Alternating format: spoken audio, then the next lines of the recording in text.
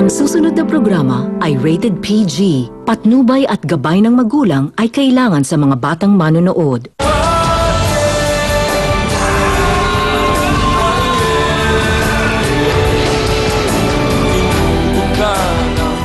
Naapektuhan ang puso niya ng emphysema. Hindi pa sa stable.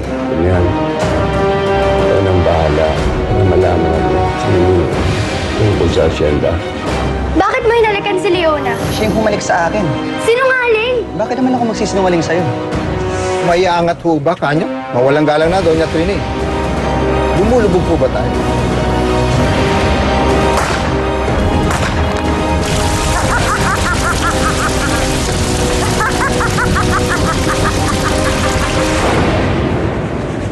Si Doña Trini. Nasa loob po. Magandang umaga, Mang Damian. Nasa loob po si Doña Trining. Hali po kayo. Ma, may bisita po tayo, Ma. Damian, Doña Trini, pasensya na po. Meron pong masamang nangyari sa asyenda eh. ano? Hindi ito maaaring malaman ni Armando. Makakasama sa kanya. Si Mang Pilo po, pati yung dalawang anak niya. Nung Pilo, Isa po sa mga leader ng asyenda, pinatay kagabi. Sinunog ang bahay kasamang natupok ng dalawang anak niya. ano daw ang investigasyon? Wala pa pong nakakalam. Sigurado ako mga rebelde ang may kagagawa nito. Ganyan sila kung kumilos. Anong magagawa ko? Anong may tutulong ko, Damian? Nasa panganib ang asyenda. At saka anong magagawa ko para hindi malaman ng Armando ang lahat? Makakasama sa kanya eh. Sige po, babalik na lang po ako. Asikasuhin ko na lang yung isang anak niya. Anak, Yung isang anak niya, si Ariston, ano nangyari? nabuhay. Mabutit nakatakas. Sige po.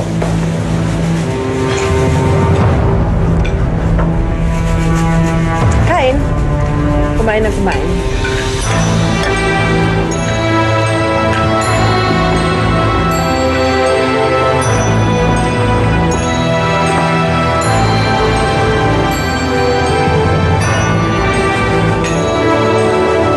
Napakatanga. Ang tanga-tanga mo.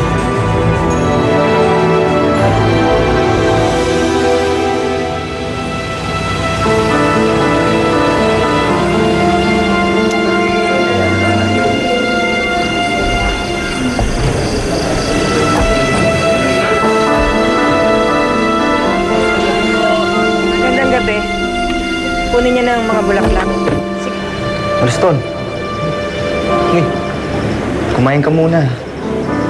Wala pa laman sikmura mo simula kahapon. Ariston. Kumain ka na. Kumain ka na.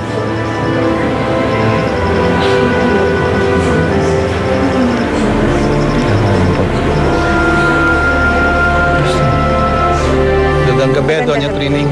Maraming salamat nakarating kayo. Magandang gabi.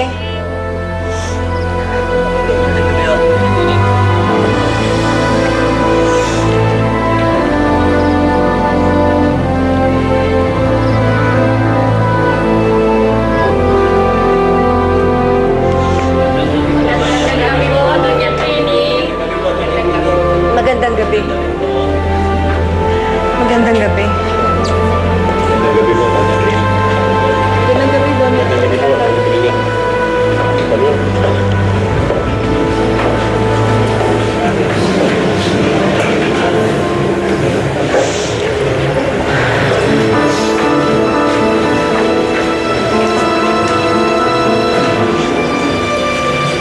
Damian, sino ang natira sa mga kamag-anak? Po si Ariston. Simula po kung nangyari ito sa kanya lagi na lang siyang tulala. Kahit kausapin mo, parang walang naririnig. Napakasakit naman kasi ang nangyari sa kanya Saan siya titira? Tatanong-tanong kami ng ibang mga kamag-anakan niya, pero hanggang ngayon wala pa rin kaming nakikilala. Kawawa naman. Walang tatanggap sa kanyang kamag-anak. Dahil baka sila naman ang balikan ng mga rebelde, hindi ba?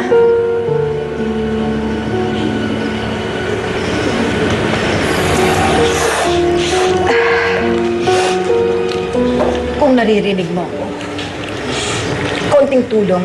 Ako si Doña Trining.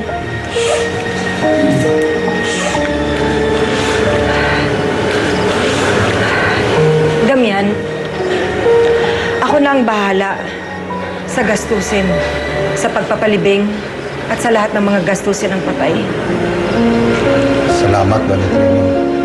Pakisabi kay Luming, maraming pagkain sa kotse ibaba at nang maipakain sa mga tao.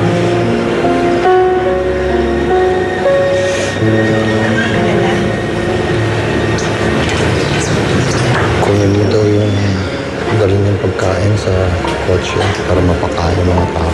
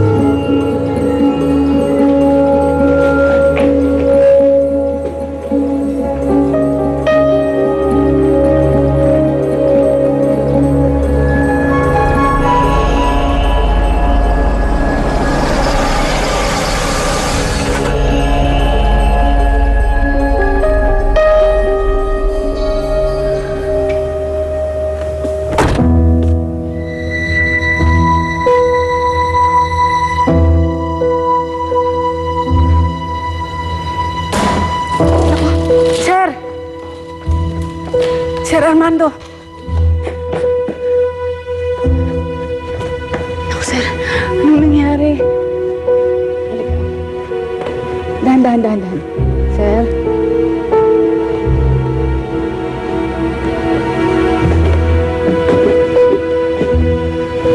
Sir. Ah!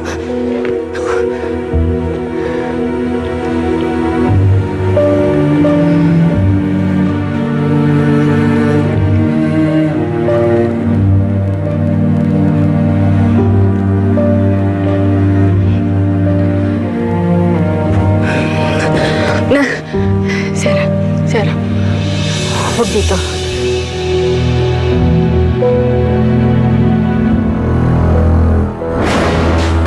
Walang hiya kayo. Ikaw talaga babae.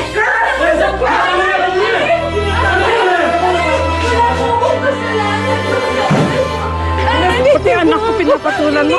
Diyan ka! Guard! Nawawa niyo na. Ang mga gamit mo. Lumayas ka dito! Lumayas ka! Huwag ka na makakita dito. Guard, kalad ka rin mo yan palabas. Corazon! Yan, ahas! Ang bito na tayo! Basura! Doon niyo tayo!